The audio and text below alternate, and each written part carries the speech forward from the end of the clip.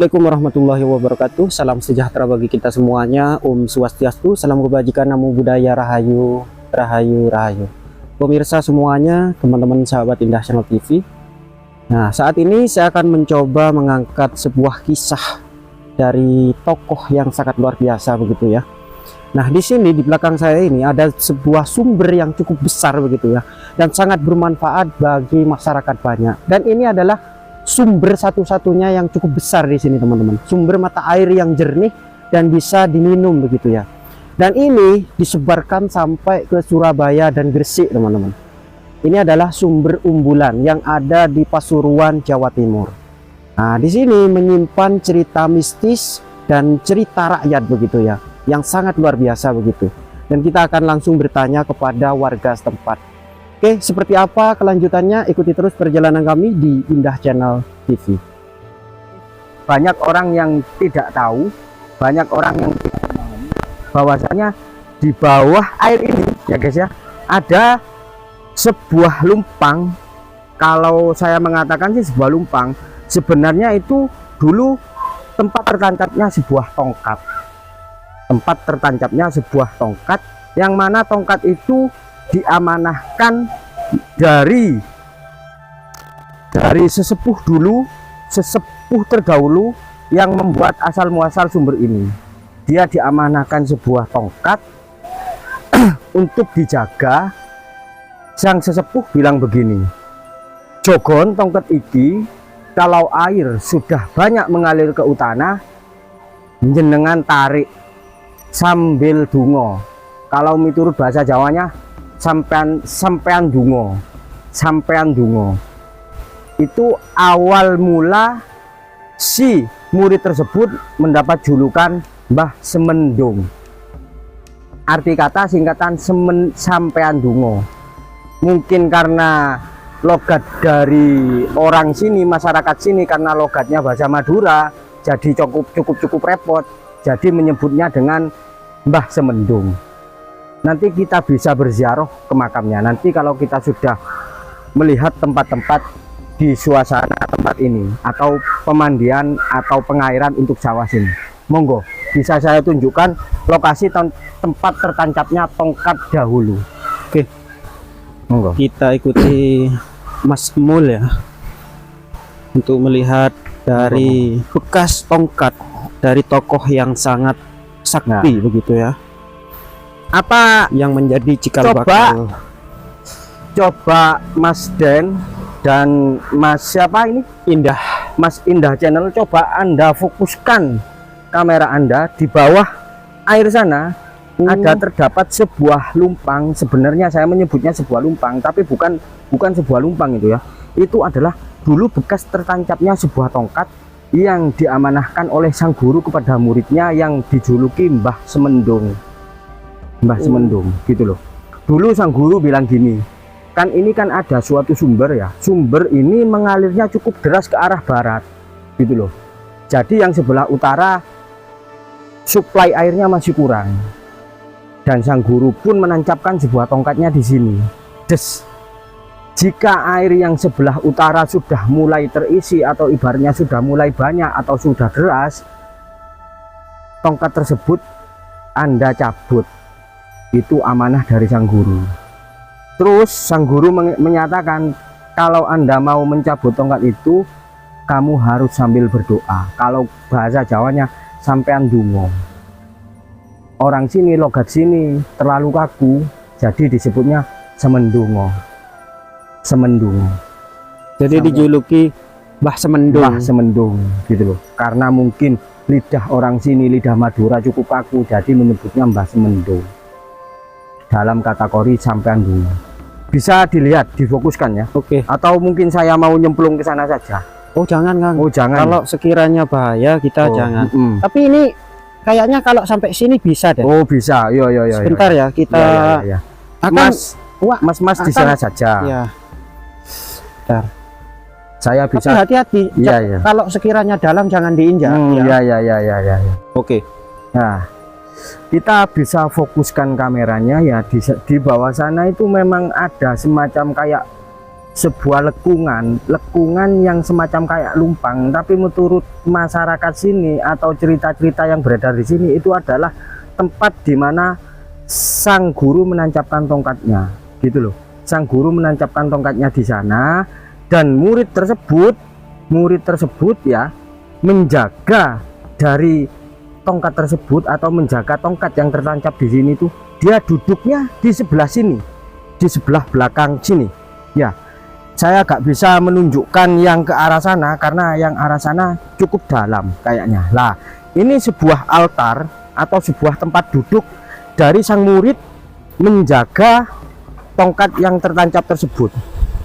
Ini sebuah altarnya. Ini sebuah kayak semacam tempat duduk, semacam kayak tempat duduk, tempat apa ya, bertapa gitu loh. Ini dia diamanahkan oleh sang guru, dan akhirnya sang murid tersebut duduk di tempat ini sembari didampingi kayak orang sini mengatakan kayak sempat macan gitu loh. Dan ada bekas cakarnya di sebelah sana. Ada bekas cakarnya di sebelah sana. Jadi ini Kang, Ya, bekas ada cakar bekas dari cakarnya di macan. sana ya, tempat-tempat duduknya di sana. Mana Kang? Ini Kang, ini Kang. Loh, iya Mas Den, ini ada bekas cakaran macan Mas Den. Nah, ada Berarti bekas cakarnya. Ini macannya berarti bukan macan sembarangan Kang, Iya. yang mampu menggores dari batu. Ini Kang ya. Iya. Dalam ya. Dalam Kang. Dalam, awas hati-hati Awas, jatuh Kang. atasnya. Dalam Kang soalnya Kang. Cekungan tersebut ya, mungkin cekungan tersebut itu adalah sebuah cekungan yang memang dulu itu tempat duduknya macan tersebut untuk apa ya,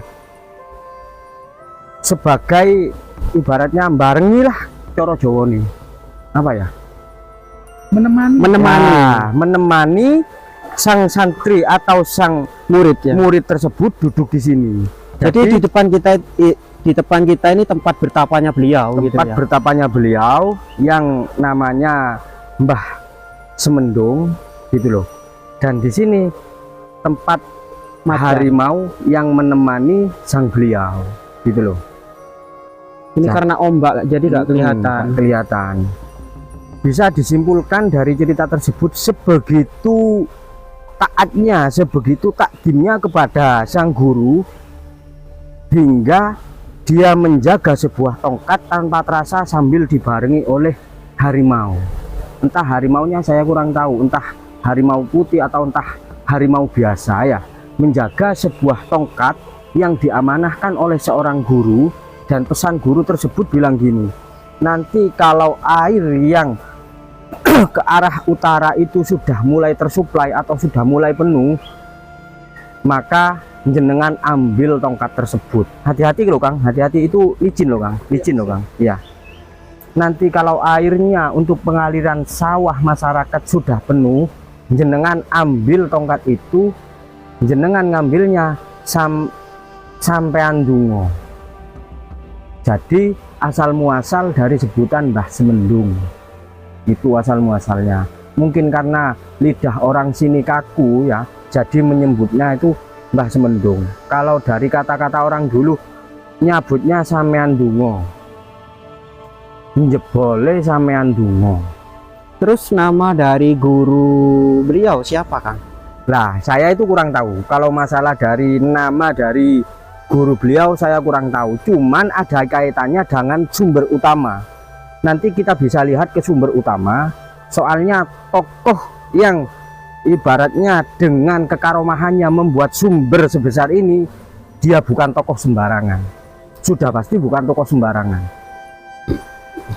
Dari hasil tirakatnya, munajatnya minta kepada Allah Subhanahu wa taala, kekaromahannya bisa membuat sumber yang sebegitu besarnya, sampai-sampai sebuah sumber ini dikatakan dengan sumber umbulan.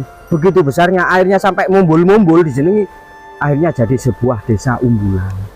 Bahkan ini sangat bermanfaat untuk masyarakat banyak.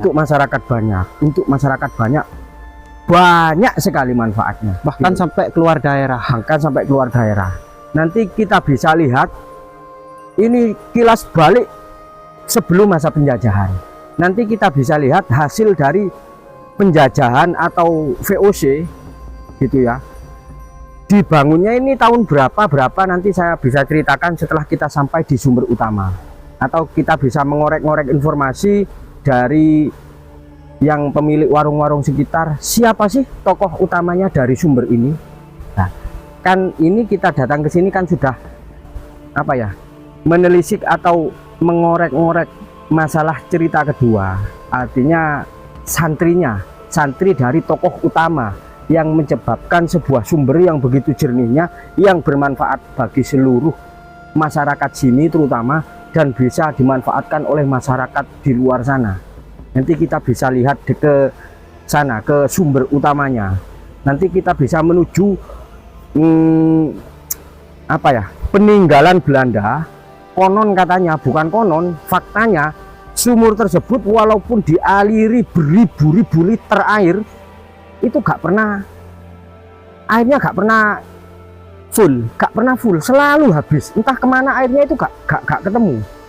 Walaupun dicari ke bawah sumber resapannya itu gak ada, cuma hanya sumur, dan di bawahnya itu tidak ada, entah dialirkan kemana atau rembesan kemana, itu gak ada. Nanti kita bisa lihat. Itu langsung tembus ke laut, Kang, kira-kira? Ya, gak tahu ya. Kita langsung ke sana aja. Oke, kita sudah melihat di sini ya, bahwasanya di sini memang ada jejaknya, ada faktanya, dan ceritanya bukan cerita fiktif ya. Karena di sini kita menemukan sebuah altar tempat duduknya seorang santri, hingga begitu istiqomah, begitu khusyuknya, tidak terasa dibarengi oleh sebuah harimau, yang mana santri tersebut dikasih amanah untuk menjaga sebuah tongkat, yang tongkatnya tertancap dan bekasnya masih terlihat sampai sekarang. Nah, di sana. Nah, itu teman-teman. Nah, Coba saya zoom ya. Nah, ini adalah lubang ya, lubang dari sebuah batu yang ternyata ini adalah bekas dari tongkat yang dimaksud oleh Mas Mul. Banyak warga ya yang langsung mencuci baju di aliran sungai. Ini adalah sumber mata air ya, yang keluar dari Umbulan, teman-teman. Oke, kita langsung di sini kita dapati sumber Umbulan begitu ya. Nah, seperti ini kondisinya. Nah, teman-teman, jadi kita langsung ke sana, dan di sini ada pohon beringin yang cukup besar begitu ya. Nah, seperti ini kondisinya. Oke teman-teman, kita sudah sampai ya di lokasi sumber mata air yang cukup besar itu, yang dikenal dengan nama Umbulan, teman-teman. Nah, cuman kita tidak bisa masuk begitu ya, karena kita barusan minta izin untuk masuk karena disuruh izin ke kantor, cuman kantornya itu lumayan jauh, teman-teman. Jadi kita tetap melanjutkan, cuman di bagian luar, teman-teman. Jadi kita tidak bisa masuk, sayang sekali ya, kita tidak bisa masuk begitu. Padahal kita ingin memperlihatkan kepada panjenengan semua supaya bisa melihat begitu ya. Cuman karena tidak diizinkan tadi, jadi kita ambil di bagian luar saja, teman-teman. Nah, dan inilah sumber mata air yang mengalir sampai ke Surabaya, Gresik dan sekitarnya begitu, sebagai sumber konsumsi masyarakat Surabaya begitu ya. Oke, kita turun tangga. Oke, kita lanjut teman-teman.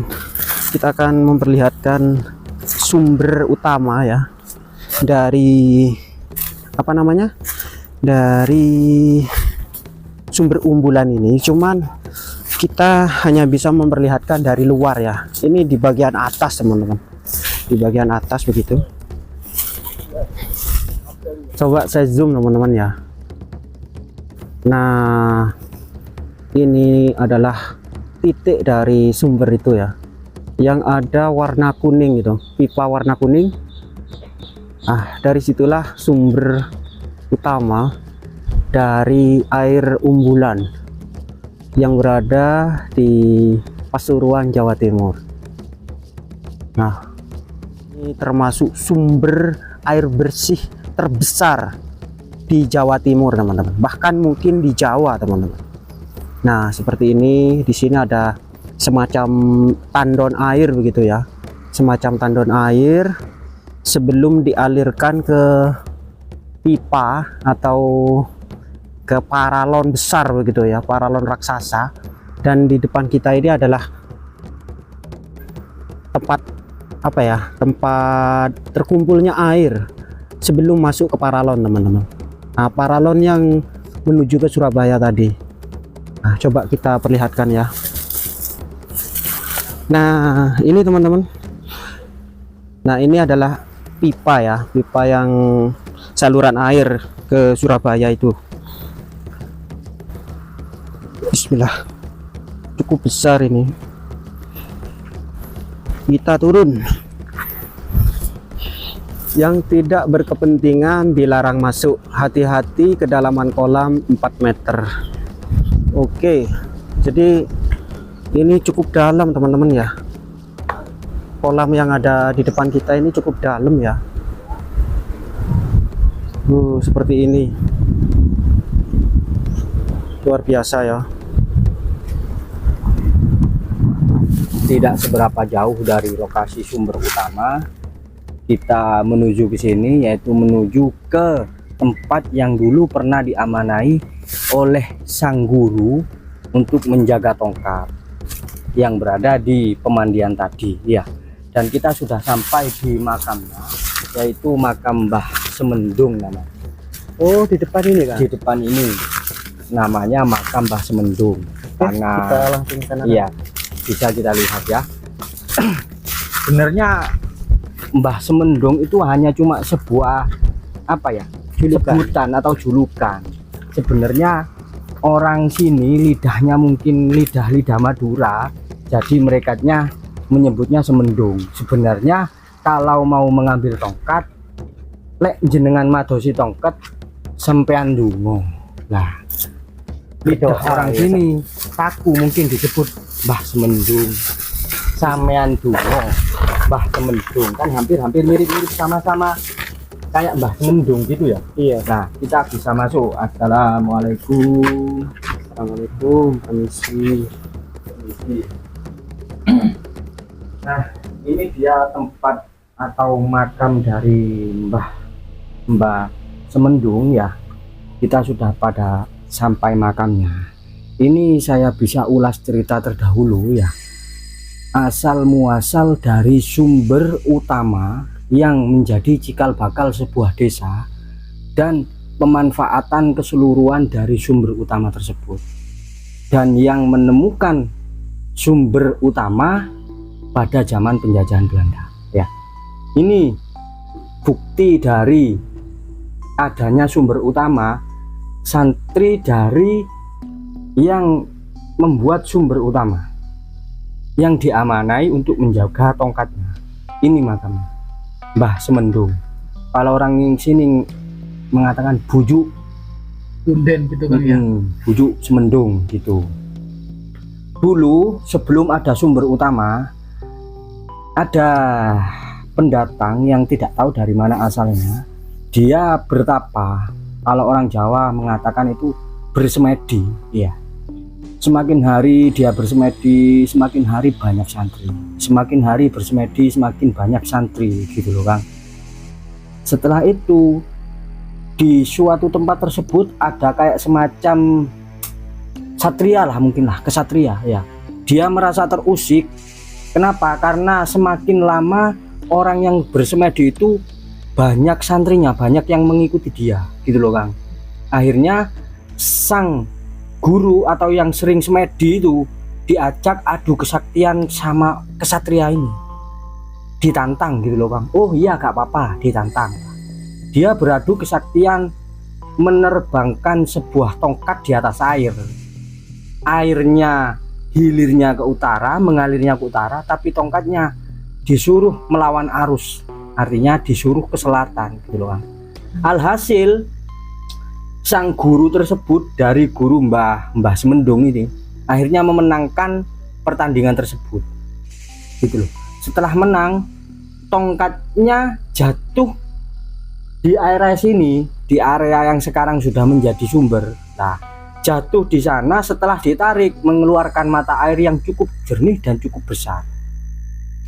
Kalau orang sini mengatakan itu umbulan, bahasa Maduranya mumbul. Airnya cukup besar, mumbul, akhirnya terciptalah sebuah desa yang bernama Umbulan. Nah, sebelum aliran air itu ke utara, aliran yang sesungguhnya itu ke barat gitu loh Kang, ke barat. Tapi ke barat itu bukan kultur tanah untuk sawah. Kultur tanah yang cocok ke barat itu tebu, kayak semacam singkong gitu loh Kang. Yang sebelah utara tidak ada air, tapi yang sebelah utara itu cocoknya untuk tanaman padi. Dan alhasil guru tersebut menancapkan tongkatnya yang tadi kita ke sana di sebuah batu, ditancapkanlah di sana. Sang guru besar tadi memberikan amanah kepada Mbah Semendung ini, tolong jaga tongkat ini. Nanti kalau airnya sudah mencapai kapasitas, ibaratnya sudah mencukupi ke utara, tolong dicabut. Dan guru tersebut sambil berkata, kalau dalam kutip bahasa Jawanya, sampean donga. Jebolo tongkatnya sampean donga. Sambil berdoa. Sambil berdoa gitu. Kemungkinan orang sini lidahnya lidah Madura ya, jadi menyebutnya semendung. Dalam arti kutip semendungo. Sampean donga, semendungo. Gitu loh kan. Bukan nama sesungguhnya. Bukan nama sesungguhnya, nama gelar lah, nama gelar mungkin gitu loh. Sampean donga, narik tongkatnya itu jenengan sampean donga gitu loh Kang, bukan nama sesungguhnya. Akhirnya dicabutlah tongkat itu sebelum kapasitas air itu memang masuk dalam kategori masuk itu. Oh benar kata guru saya, ini air ini sudah mencukupi ke arah utara. Sebelum itu terjadi, dia duduk kan tadi ada kayak semacam altar itu ya, kayak ada semacam tempat duduk lah. Dia menjaga tongkat itu sambil duduk di situ.